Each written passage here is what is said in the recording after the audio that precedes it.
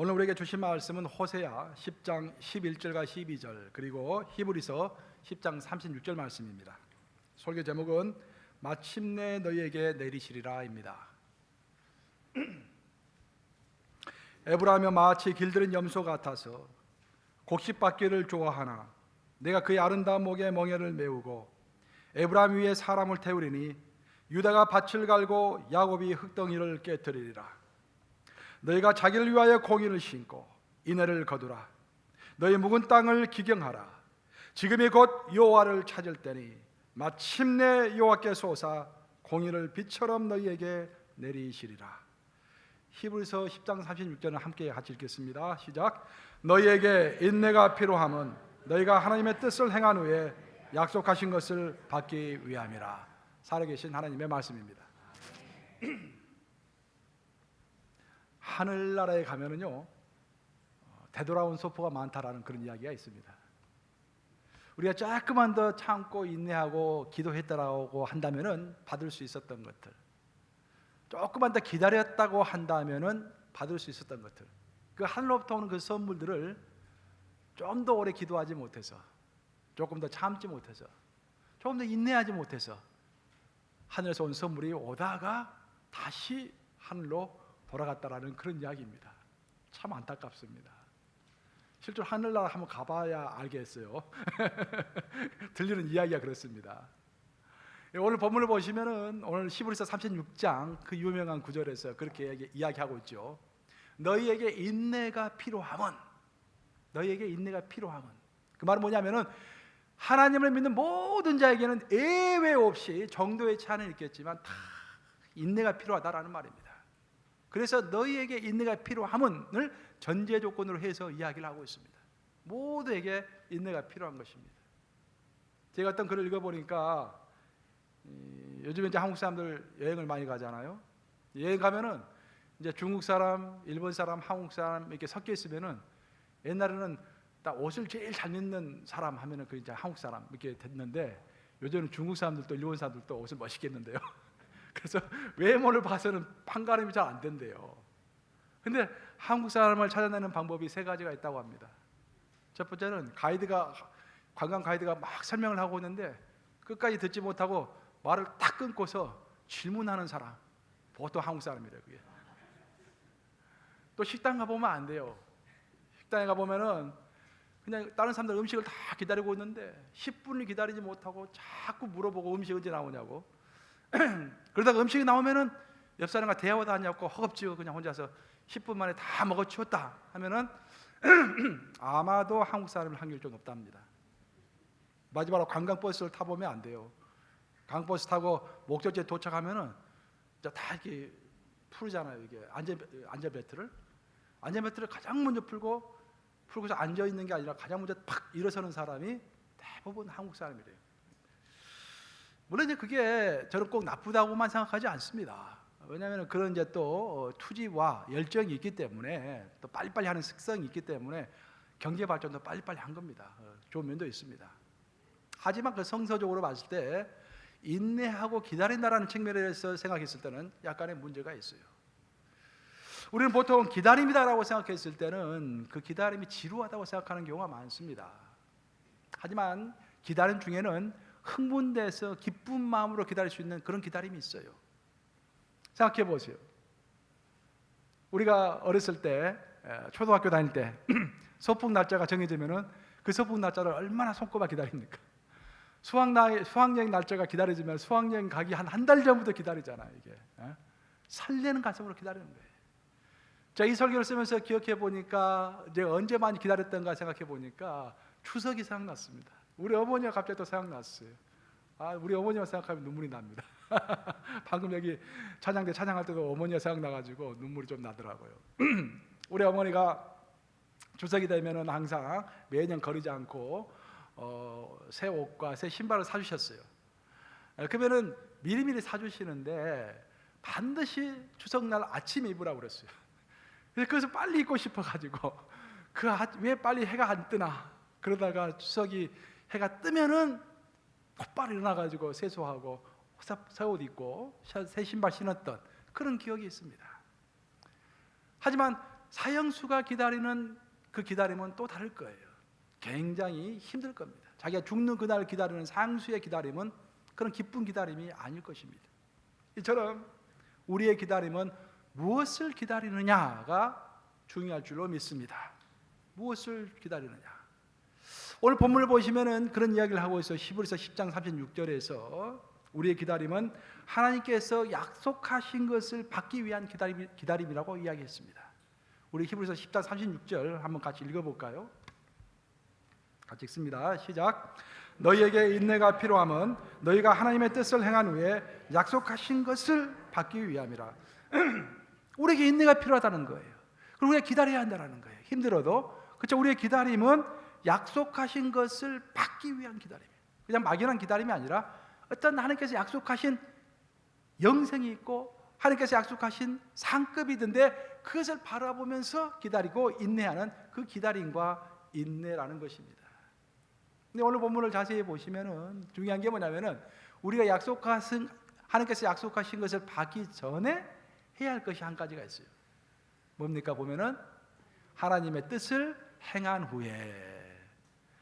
그냥 막연히 기다리다가 이렇게 막 살다가 내가 멋대로 살다가 원하는 대로 막 엉망으로 살다가 죽으면은 천국 가서 하나님으로부터 영생과 상급을 받는 것이 아니라 우리가 이 땅에서 살아갈 때 하나님의 뜻을 행한 후에라고 하죠. 후에. 하나님의 뜻을 행한 후에야 하나님께서 약속하신 것을 우리가 받을 수 있다. 그런 말입니다. 1960년대 미국에서는요. 히피 운동이 아주 거창했습니다. 이제 60년대에 오신 분들 계실 건데 이미 오신 분들 계실 건데 그때 히피 운동이 거창했고요. 베트남 전쟁 반대 운동이 거셌습니다. 그때 골목길마다 또 가게마다 어떤 표가 하나 붙었어요. 뭐냐? No lathering. 좀 더 영국식 발음을 하면 No lathering. 빈둥거리지 말라 그런 말이에요. 빈둥거리지 말라. 로터링 하면은 할 일 없이 그냥 빈둥빈둥 하는 거예요. 할 일 없이 빈둥빈둥 하면서 정부 일에 방해나 하지 말라, 딴지나 걸지 말라 그런 말입니다. 여러분들 영어 단어 보시면요, 로터링하고 웨이팅은 똑같은 뜻이면서도 다른 뜻이에요. 둘 다 기다리는 거예요. 이제 로터링은 그냥 할 일 없이 막 뭐 별 목적 없이 하는 것도 없이 그냥 어슬렁어슬렁 하면서 시간을 때우는 것입니다. 근데 웨이팅은 똑같이 기다리면서 자기가 할 일을 하면서 기다리는 거예요.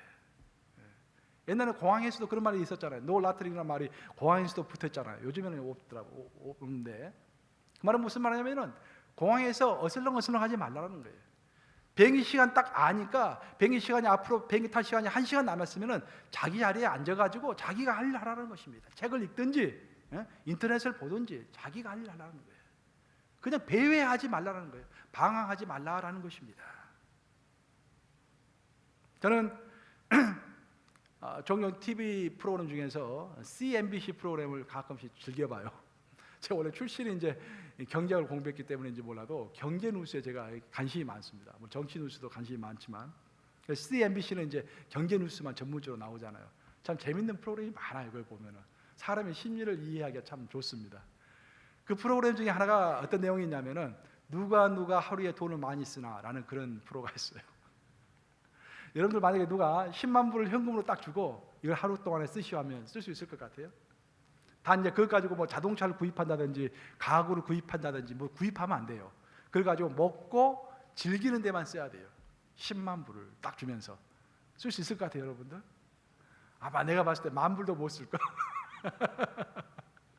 근데 그 프로그램을 보면은 뭐 헬리콥터를 타고 최고급 호텔에 가서 10,000불짜리 와인을 마시고 막 그렇습니다. 막 그런 내용들이 나와요. 방황하는 것입니다. 기다린 가운데서 어떤 목적 의식이 없이 기다리기 때문에 방황하는 거예요. 돈이 있지만 쓸 곳을 모르는 것입니다. 자, 그래서 볼 때마다 그 돈을 우리 교회에 헌금한다면 얼마나 좋을까?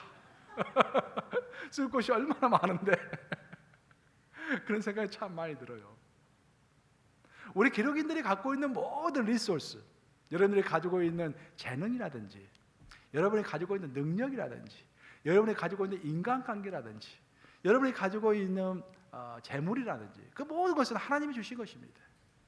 그 하나님이 주신 것을 가지고 하나님의 때가 있는데 그 때를 기다리면서 하나님께서 주신 것을 가지고 그 때를 기다리면서 사용하면서 하나님의 뜻대로 살아가는 거예요.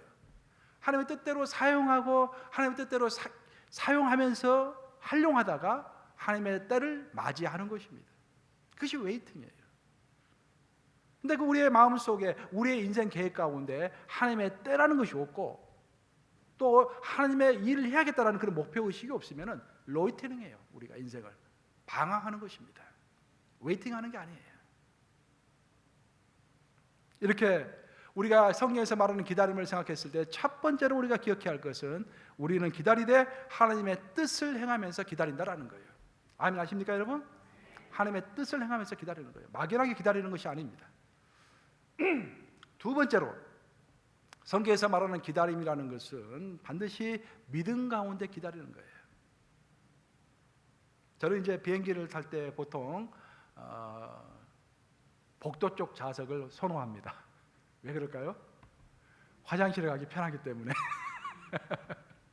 근데 이번에 시카고 가다가 어떻게 하다 보니까 그 항공사에서 마음대로 이렇게 비행기 좌석을 배정한 것 같아요. 창가에 앉게 되었어요. 진짜 오랜만에 창가에 앉게 된 것 같아요. 창가에 앉아가지고 이제 가다가 우연하게 바깥을 한번 봤어요. 이제 비행기가 이제 좀 도시에 근접했을 때, 아니 봤더니 좀 오랜만에 봤더니 아찔하더라고요. 이게 옛날에는 그런 생각을 한 번도 한 적이 없는데, 만약 그 비행기가 좀 조그만 비행기였어요. 이 조그만 비행기가 엔진에 고장이 생겨가지고 여기서 더 이상 앞으로 나아가지 못하고 밑으로 떨어진다라고 생각하니까 갑자기 오싹해지면서 화장실 가고 싶은 거예요. 주여. 근데 왜 그전에는 그런 생각을 한 번도 하지 못했을까? 그런 생각이 좀 문득 든 거예요. 제가 오래전에 미국 갔을 때 처음으로 워싱턴 DC에 처음으로 갔었는데 그때도 창가에 앉았었어요. 근데 그 창가에서 미국을 보면서 쭉 높은 곳에서 내려다보면서 참 즐거웠어요. 그때는. 지금 처음 그런 생각이 들었어요. 곰곰이 생각해 보니까 예전에는 아무것도 모르니까 비행기는 무조건 안전하다라고 생각했던 것 같아요. 그래서 그 비행기를 믿었기 때문에 두려운 마음이 없었던 것입니다. 내가 그 비행기를 운전하고 있는 파일로트를 한 번도 만난 적이 없어요. 하지만 그 기장이 운전을 잘 해가지고 목적지까지 갈 것이다 의심해 본 적이 한 번도 없습니다. 또 비행기를 정비하는 정비사를 내가 만져본 적도 없어요. 하지만 비행기가 잘 정비되어 있을 것이다 라고 믿었어요. 믿고서 기다렸기 때문에 편안하게 잠을 자고 깨보면은 목적지에 도착하곤 했던 것입니다.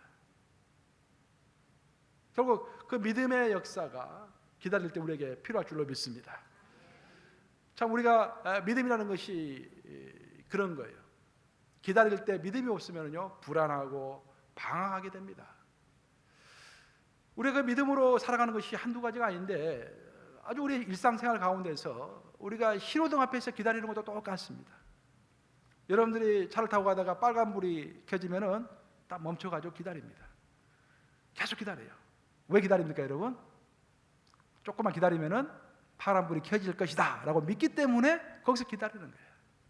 만약 파란불이 켜질 것이다 라는 그런 믿음이 없다라고 한다면은 우리는 기다리지 않을 것입니다. 빨간불이라 할지라도 지나칠 것입니다. 그게 믿음이에요. 지금 당장에는 이 세상이 빨간불로 보이고 내 인생에 빨간불이 켜졌을지라도 시간이 지나면은 지금 이때도 지나갈 것이고 하나님이 나와 동행하시고 하나님이 예정하신 그 시간표가 있기 때문에 그때는 파란불이 켜질 것이다 라고 믿고서 우리의 인생을 살아가는 거예요. 지금 당장 오늘날의 세상을 보면은요 진리가 왜곡되고 하나님이 없는 것처럼 느껴질 때가 있습니다. 하나님은 가끔씩 본인을 숨기십니다. 우리가 아시다시피 말라기가 구약의 마지막 내용 아닙니까? 말라기 구약 마지막 내용에서부터 시작해가지고 우리 예수님이 지난주에 설교한 것처럼 제가 예수님께서 기도하심으로 하늘 문이 열려서 하늘에서 음성이 들려오기까지 그 기간이 400년이었어요. 400년 동안 하나님의 계시가 없었다고 했습니다. 어떨 때는 400년 동안 우리는 보통 한 80년에서 100년 살다 죽지만 그 기간 동안에 우리가 하나님의 음성을 한 번도 듣지 못할 수도 있어요. 그럼에도 불구하고 하나님은 살아계십니까? 살아계시지 않습니까? 살아계시는 거예요. 우리가 그것을 믿기 때문에 지금은 빨간불이어도 반드시 파란불이 켜질 것이다 라고 믿으면서 믿음 가운데 살아가는 것입니다.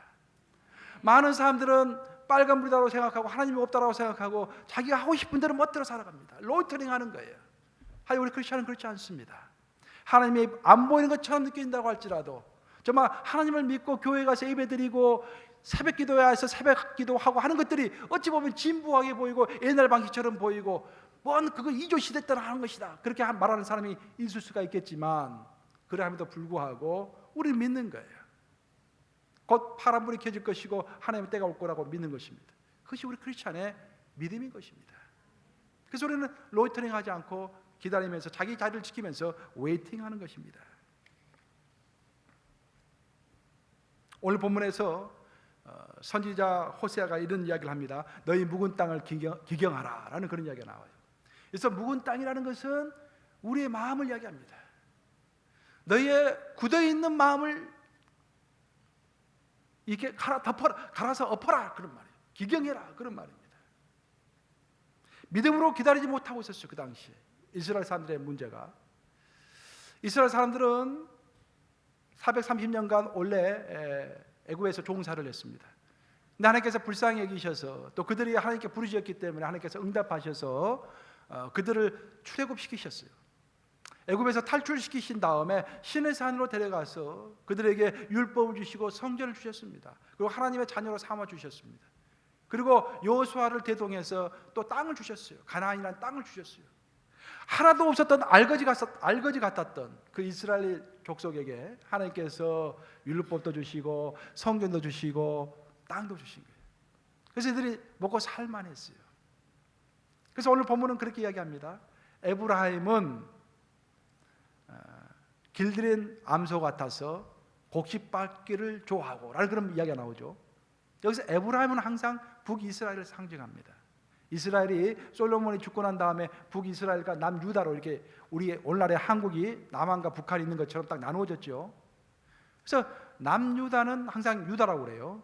그리고 에브라임 하면은 에브라임 지파가 이제 중심이 되기 때문에 북이스라엘을 이야기하고 있습니다. 호세아는 북이스라엘에서 예언을 했던 사람이에요. 호세아는 뭐라고 이야기하고 있냐면은 에브라임은 길들인 암소 같았어. 길들여졌다라는 것은 율법과 하나님의 규례를 잘 안다라는 거예요. 율법과 규례를 잘 알아요. 오늘날로 말하면 성경 공부를 열심히 해가지고 성경 내용을 잘 알고 있는 거예요. 그리고 그 암소는 곡식받기를 좋아한다고 그랬어요. 곡식은 귀중한 것입니다. 그런데 암소가 곡식을 밟을 정도면 곡식이 많다라는 거예요. 에브라임이 잘 산다라는 것입니다. 지적으로도 많이 알고 물질적으로도 풍부했어요. 근데 그런 풍요한 가운데서 그들의 마음이 교만해졌습니다. 내가 그래도 뭔가 something이다. 내가 뭔가 좀 하는 사람이다 하면서 자기 방식과 자기 고집이 생기기 시작했습니다. 그래서 하나님의 말씀을 점점 멀리한 거예요. 그래서 하나님께서 징계를 시작하십니다. 어떻게 징계하시냐면 오늘 본문을 보시면 그 아름다운 목에 멍에를 메우고 에브라임 위에 사람을 태웠다라고 했습니다. 이 교만의 결과입니다. 믿음으로 기다리지 못한 결과입니다. 아무리 우리가 잘 살고 아무리 잘 나가도요, 하나님 말씀 앞에서 겸손하고 더욱더 조심하고 하나님의 규례를 정말 잘 지키도록 노력하면서 살아야 할지인데, 이들이 가난할 때는 하나님을 바라보면서 하나님을 기다렸지만 먹고 살만하니 하나님의 음성을 기다리지 않았어요. 믿음으로 웨이팅하지 않았어요. 그냥 로이터링을 한 것입니다. 그때 하나님께서 그들의 아름다운 목이라고 그랬죠. 아름다운 목은 잘 사니까 이제 옷도 멋있는 거 입었을 거 아니에요. 그 아름다운 목에다가 멍에를 탁 채우시는 거예요.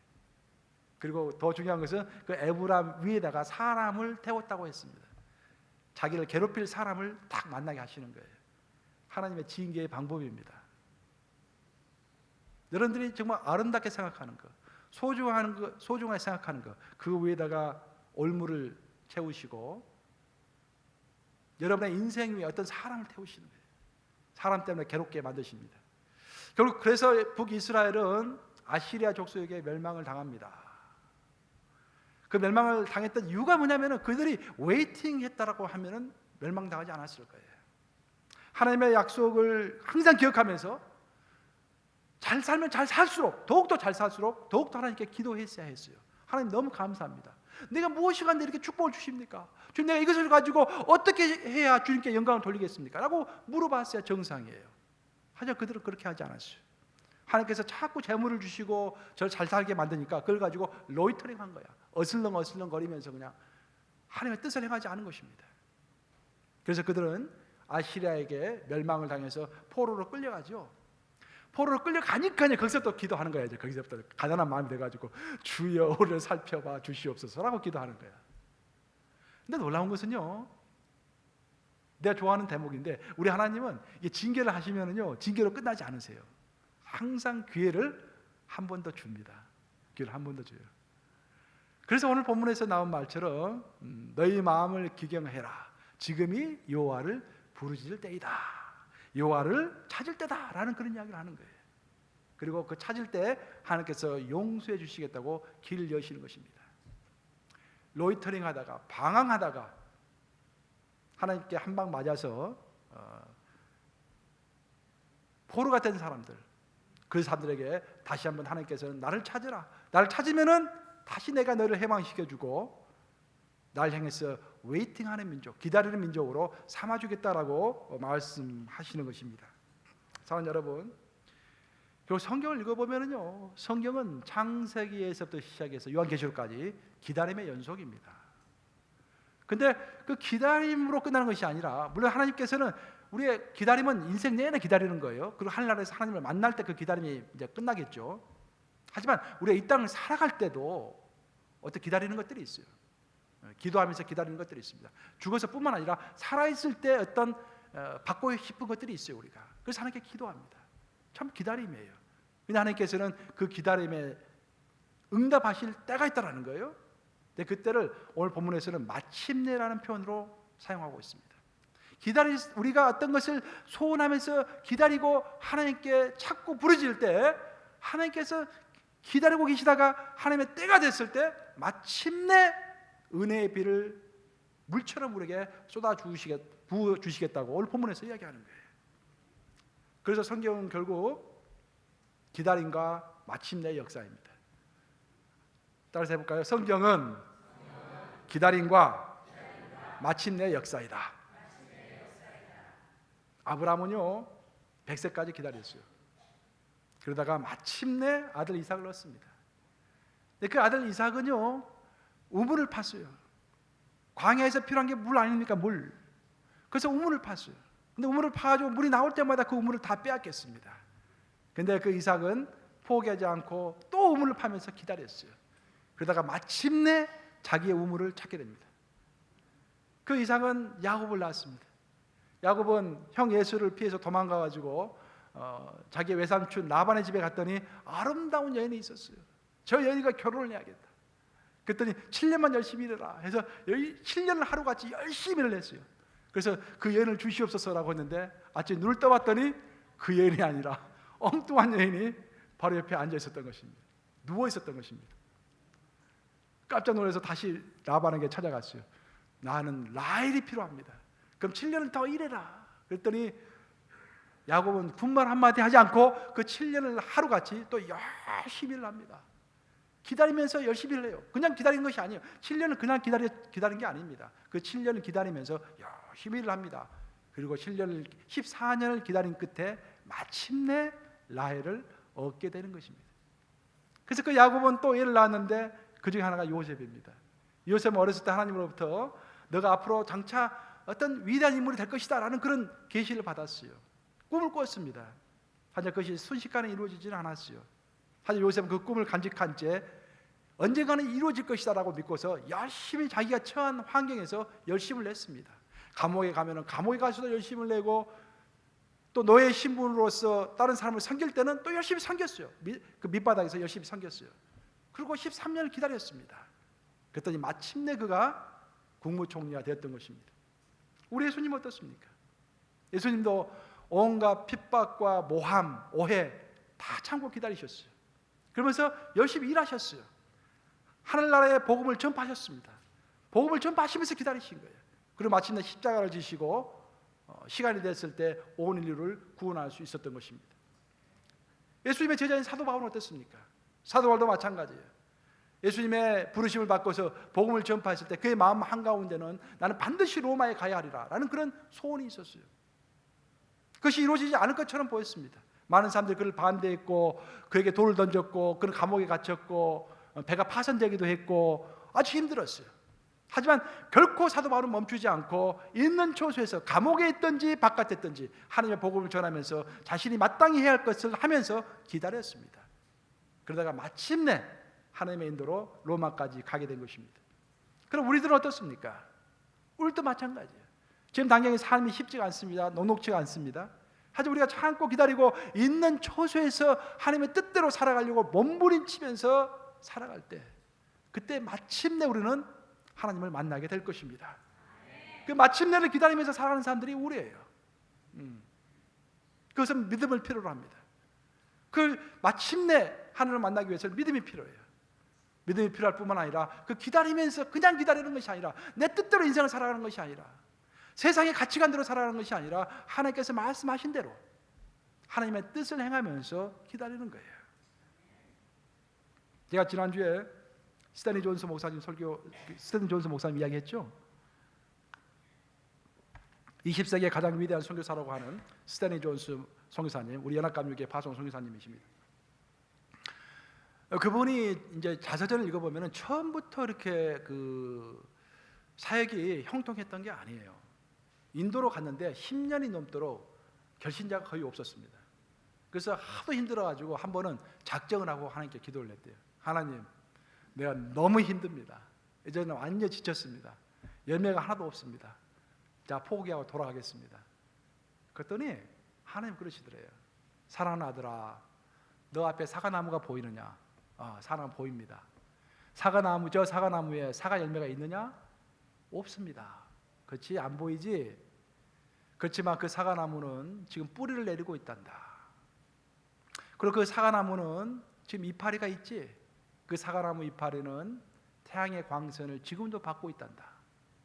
뿌리가 있고 이파리가 있고 그 이파리가 태양을 받고 있고 그 뿌리가 물을 먹고 있다고 한다면 내 때가 되었을 때 반드시 열매를 맺을 것이다. 왜냐하면 그것이 내가 창조한 창조의 질서이기 때문이다. 아직 때가 되지 않았을 뿐이란다. 일은 이루어지고 있단다. 그 말 듣고서 스탠리 존스 목사님이 깜짝 놀랐대요. 중요한 것은 눈에 보이는 것이 아니라 우리가 진리 가운데 있느냐가 중요합니다. 진리 가운데 있으면은 그 진리 가운데 행하면은 열매가 반드시 있게 되어 있습니다. 스탠리 존스 목사님이 거기에 감동을 받아서 다시 한번 재기해서 열심히 일을 하다가 하나님의 때가 됐을 때 풍성한 열매를 맺게 된 것입니다. 근데 만약 그때 스탠리 존스 목사님이 포기했다라고 하면은 어떻게 되겠을까요? 한 10년 있다가 다시 미국으로 돌아왔다고 한다면은 그런 역사가 없었겠죠. 이처럼 우리는 하나님의 뜻대로 살아가는 자에게 하나님께서 반드시 열매를 주시고 상 주시는 힘을 믿어야 할 것입니다. 하나님이 살아계신 것과 그가 자기를 찾는 자들에게 상 주시는 힘을 믿어야 할지니라. 히브리서는 딱 두 가지를 이야기해요. 우리 크리스천들이 반드시 기본적으로 해야 할 것은 첫째, 하나님이 살아계신 것과 하나님이 살아계신 것을 믿어야 돼요. 믿습니까 여러분? 두 번째로는 그가 자기를 찾는 자들에게 상 주시는 힘을 믿어야 할지니라. 하나님을 따르고 믿고 그분의 뜻대로 일하는 자에게 그냥 공짜가 아니라 반드시 하나님께서 상 주신다는 것을 믿어야 한다는 거예요. 우리 예수님의 인생도 그랬습니다. 우리 예수님도 십자가를 지실 때요 고통스러웠겠죠. 그래서 겟세마네 동산에서 기도하실 때 이 잔이 패스할 수 있거든요. 패스하게 해주시옵소서라고 기도했지 않습니까? 하지만 예수님께서 그 십자가의 고통을 참으실 수 있었던 이유는 뭐냐면은 자기 눈앞에 있는 하나님께서 기뻐하시는 그것을 보면서 그 어려움을 참을 수 있다고 했습니다. 히브리서 12장 2절 말씀이에요. 한번 같이 읽어볼까요? 히브리서 12장 2절 시작.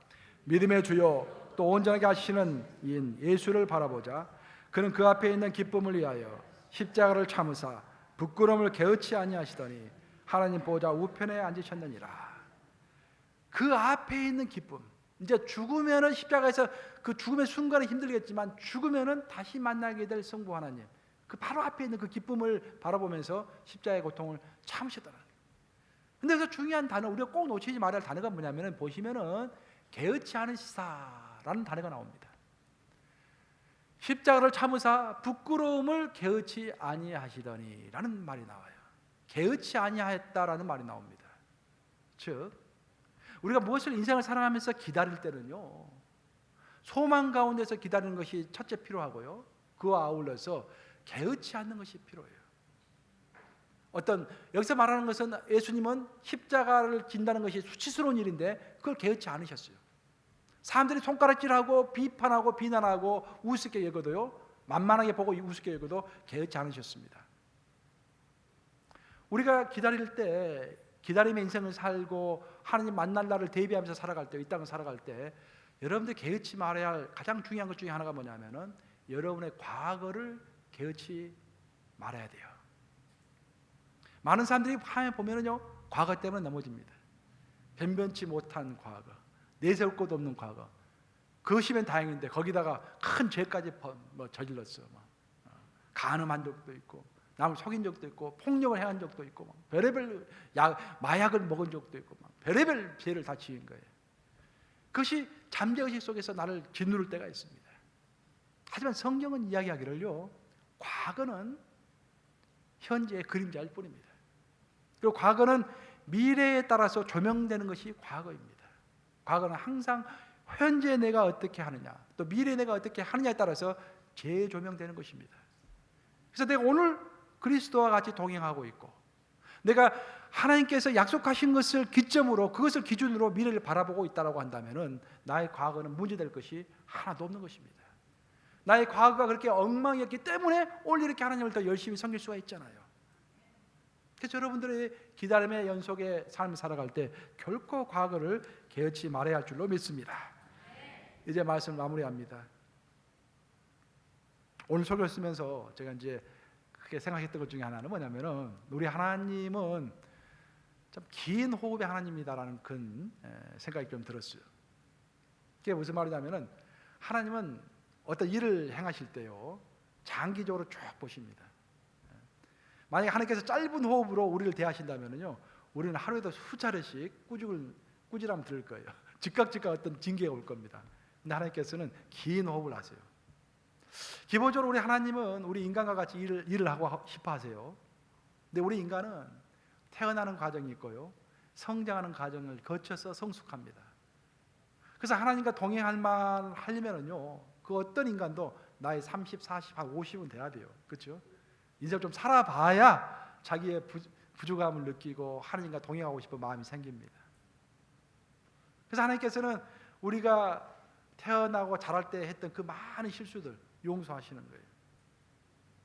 긴 호흡의 하나님이십니다. 성경은 우리가 하나님을 따라야 한다고 했습니다. 예수님의 모습을 닮아야 한다고 했어요.